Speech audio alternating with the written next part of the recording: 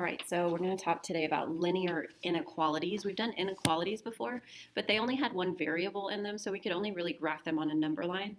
Here we're going to talk about inequalities where they generally have two variables, an x and a y. Now I want you to think conceptually about this first. So let's think about a practical scenario. So St. Andrews is taking students to a community service event that will allow a maximum of 20 students to participate. If the students chosen are from the freshman and sophomore classes only, what are the different combinations of freshmen and sophomore students that can participate? So first, I think it's always smart to think about what your variables are. And a lot of times, one of the questions near the end of the scenario will give you some clues. So it asks, what are we trying to find? What are what? The different combinations of freshmen and sophomores that can participate. So our variables, let's go ahead and define as x being the number of freshmen and y being the number of sophomores. So over here, let's say our x-axis is the number of freshmen and our y-axis as the number of sophomores. Now, what you can do is think practically about this. Like, notice they're going to allow a maximum of 20 students to participate. So we could say this, okay, well, maybe nobody's going to go. So there's going to be 0 freshmen and 0 sophomores. Or maybe we'll have 5 freshmen and only 1 sophomore go. Or maybe we can have 3 freshmen and 8 sophomores go. So that would be 3 plus 8 is 11. And we could keep going, but we could say that, like, we couldn't have 15 of each. We couldn't have a point out here be a legitimate number because 15 plus 15 is 30, and that's too many kids. So we could continue doing this. We could even have 0 freshmen go and only sophomores go. Or we could have 1 freshman go and 17 sophomores go. Or we could have 10 freshmen go and only 2 sophomores go. And we could keep putting points over and over and over showing the different combinations of freshman and sophomore until eventually you would have the graph filled in a little like this. So that is a pretty good representation of all the different possible combinations of sophomores and freshmen that could go on this community service event. Now I want you to look at it in terms of the algebra. So if we were to go back to where we defined our variables and we saw that x was the number of freshmen and y was the number of sophomores, an equation that we could use to represent this is that if we take the number of freshmen and we add that to the number of sophomores, we have to have that compared to 20. Now I want you to ask yourself, this is the total number of students going. Can we have more than 20 students going? And hopefully you're saying no. So we're going to have a less than sign right there. Can we have exactly 20 students go? And hopefully you're saying yes. And now what we have is an algebraic inequality that represents this scenario. Now what I want you to do is look and see what this looks like if we were to graph it. So remember, if we're graphing an equation, we just solve for y. The same is true for an inequality. We're going to just right now consider this as being just equal to for just a second. And you're going to put that equation into y equals mx plus b form. So I'm going to subtract x from both sides, and I'm going to end up with y is less than or equal to 20 minus x, or we can rearrange that so that it's y is less than or equal to a negative x plus 20. Now, if you were to think about the equation y is equal to a negative x plus 20, remember our slope here is going to be a negative 1 and our y-intercept is going to be a 20. So let's do that. Let's graph it. If I were to graph this equation, I would plot the y-intercept first at 20, and then I would rise and run from there. So I'm going to go down 1 over 1. And I could keep going down 1 over 1. And then if I connect those dots with a line, notice how that line looks in reference to all the points that exist as possible combinations of freshmen and sophomores. Notice that that line lines up exactly with where our dots are. This line is a special line when we're dealing with inequalities called a boundary line. So when you graph a linear inequality, you start off with the inequality, looking at it as just a linear equation, and graph it like you would a linear equation like this right here. And then you look at the inequality sign. Notice here it's y is less than or equal to. Hopefully in your head you understand, or it makes sense to you, that less than means that it includes all the things that are below. And that's what's true in this scenario. All of the different combinations of freshman and sophomore students were all those whole number ordered pairs that are located below the boundary line. And that's how we're going to deal with linear inequalities. We're going to graph the boundary line, and then we're going to shade a section of the graph based on whether our inequality sign is a greater than or a less than sign. And then what that's going to show us is a region of a graph that contains all of the solutions. So another word for it is the solution region. So good practical example to hopefully help you get your head around the why or the concept behind linear inequalities. All right, so let's go ahead and get into the mathy stuff. So we're going to talk about finding solutions for a linear inequality. Now keep in mind here, the solution for our practical scenario up here were all of the points that lie in that yellow shaded region. So we're not looking for one number. We're usually looking for a region, and then the solutions are going to lie inside that region. So here's your process. You're going to solve the equation for y if you need to. Now, be careful. Don't forget, if in the process of solving for y, you multiply or divide by a negative number, you have to reverse the inequality sign. So if it starts off as a less than sign, you're going to have to change it to a greater than sign. Then step number 2 is we're going to graph the line. That's called the boundary line. And you're going to draw the boundary line with either a solid line or a dashed line. And I want you to look at the symbols associated with a solid line. A solid line is when you have a less than or equal to or a greater than or equal to, whereas you would use a dashed line for just a less than or a greater than. The difference here is that in a solid line, not only are the points that are shaded in the shaded region, not only are those points included, but also the points on the boundary line are included. Whereas if the line is dashed, then only the points in the shaded region are included. The points that are on the boundary line are not included as part of the solution. So here, if you look up here, the dots that include all the different combinations of freshmen and sophomores that could go on the event, those are also on the boundary line. So all those points that are actually on the line are included as part of the solution. So notice what I did is when I graphed the boundary line, I made it a solid line instead of a dashed line. All right, so after we have determined whether the boundary line is solid or dashed, we can graph that line. And then step number 3 is we're going to shade one side of the boundary line. If the symbol is y is greater than or y is greater than or equal to, then we're going to shade above the line.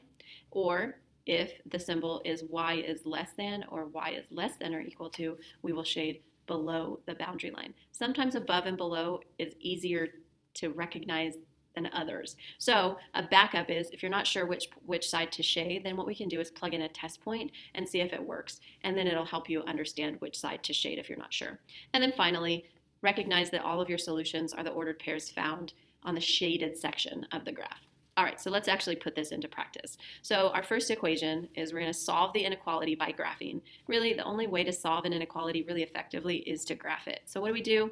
First is solve for y if needed, and we don't need to. So what we can do is recognize that the -2 is our slope and the +5 is our y-intercept. So what do? We plot the y-intercept first, and then we rise and run from there. Our slope is -2/1, so we're going to go down 2, right 1, and we can connect those points with a line. Now the question is, what kind of line? Notice our inequality symbol is a less than or equal to. Less than or equal to means that we have a solid line rather than a dashed line. So we can go ahead and draw our boundary line. Now we've got 2 different options for where to shade. So right here is below the line. Some of you will look at it and say, yep, that makes sense, that's below. And some of you, it might not be so obvious, so I'll give you another way. Here's above the line. So if you can identify above and below and notice that this symbol is saying y is less than and below go together. So you know at this point that you need to shade on the yellow side of the line. If you are not sure which side to shade, then here's your other option. We're going to plug in a test point. So recognize if I've shaded this correctly, then the point 0, 0, which is on the origin right here, it's in the solution. That means it's one of the points that works in this inequality. So let's see if it actually works. What we're going to do is we're going to plug in the point 0, 0.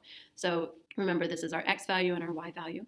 And so instead of y is less than or equal to a -2x plus 5, I can ask myself, is 0 less than or equal to a -2 times 0 plus 5? So what this is asking is, if x is 0, can y be 0 and this equation or this inequality still be true? So let's just go ahead and simplify. So we have 0 is less than or equal to, -2 times 0 is 0. And so we can just bring down the 5. And notice we have right here what is a true statement. Since it's a true statement, then that means that 0, 0 is a solution. And 0, 0 needs to lie in the shaded region. So since it's true, then we want to shade the side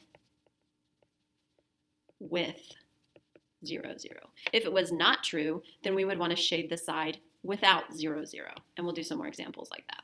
Okay, next example. Notice we don't have y isolated, so the first thing that we need to do is go ahead and get it isolated. So we've done this before. We've just had equal signs rather than inequality signs, but the process is pretty much the same. So we're going to subtract 3x from both sides.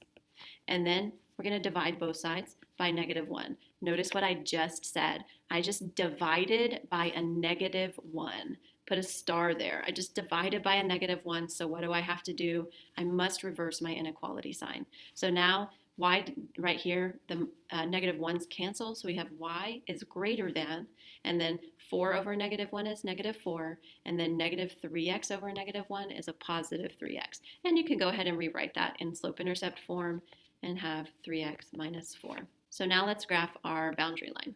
So we've got a slope of 3 and a y-intercept of -4. So we're going to plot the y-intercept first and then rise and run from there. So we're going to go up 3 over 1. And now we can connect our dots with a line. Now I want you to notice this line right here, because our inequality sign is just greater than. That means that the points that are on our boundary line are not included. And how do we communicate that? Is by making this line, it's like kind of not there. It's just showing where the solution goes up to, but none of the points on the actual line are a part of the solution. All right, at this point, let's look and see if we can tell where to shade. This would be read, y is greater than. Hopefully you're thinking greater than goes with above. So if y is greater than this boundary line, then we want to shade above. So let's just look at the two sides of the line. We've got this side of the line, which I'll shade in yellow. And we've got this side of the line, which I'll shade in blue. Some of you will look at it and say the above the line in this case is the yellow section. If you're not sure, choose a test point. For this one, we can plug in, again, 0, 0, just because it's an easy point to plug in. We can plug it into this original equation. It doesn't matter. You could also plug it into this equation as long as you didn't make any arithmetic errors there. So if we plugged in a 0, we can say 3 times 0 minus, instead of y, we'll plug in another 0, and we want to ask ourselves if that's less than 4. So 3 times 0 is 0, 0 minus 0 is 0, and our question is 0 less than 4? To which we say, yes, it's true. So what does that mean? We need to shade the side of the line where 0, 0 lies, and we did. So we've shaded correctly. So now let's talk about systems of linear inequalities. Remember, a system, it just means that now instead of graphing one inequality, we're going to graph more than one inequality. And just like the solution to a system of linear equations was where the two lines touch each other, the solution of a linear inequality is where the two shaded regions touch each other, where they overlap each other. So in this lesson, we'll just look for where the green is. One of our linear inequalities will be shaded blue. The other linear inequality will be shaded yellow. And the solution region is going to be where you see the green, where the blue and yellow overlap each other. So let's do that. Now I want you to notice these two equations are the exact same equations that we did on the first page. So what I want to do is I'm just going to copy over those two graphs. And after I copy over those two graphs, this is what I get. So notice the solution to, or the solution region for this top inequality, y is less than or equal to -2x plus 5, is in yellow. And the solution to 3x minus y is less than 4 is in blue. The solution to the system is right here, where we see both the blue and the green, where it overlaps. So what that means is that any point in this green region would be a solution to the system. Now keep in mind, a point on the red line is a solution, but a point on this dotted black line is not. Now, another thing to just note, a point here would be a solution to the top inequality, and a point here would be a solution to the bottom inequality, but only points in this region right here would be a solution to the system. So if you were to answer this on a test or a homework assignment or something, what you would want to do is point out that this is the solution region. All right, so let's do another one. So here we've got one equation that's already got y solved for, so we can go ahead and plot the y-intercept at 5, and then our slope is -2/3, so we're going to go down 2, right 3. Notice it's less than or equal to, so that means our line is going to be solid. Less than, okay, let's think about this, and I'm going to do this shading in yellow. So y is less than or equal to Less than means below. If you can tell me what below is on that line, like below the boundary line is, then go ahead and shade it. If you're not sure, then let's choose a test point. The easiest point to choose is the point 0, 0, and let's plug it in. We can ask ourselves, is 0 less than or equal to a negative 2/3 times 0 plus 5? And when we simplify that, we end up with 0 is less than or equal to 5. Is that true? It is. 0 is less than 5. What does that mean? It means that this point 0, 0 needs to be in the shaded region. So where do I shade? I shade right here. Okay, now let's do our second line, and I'll shade this line in blue.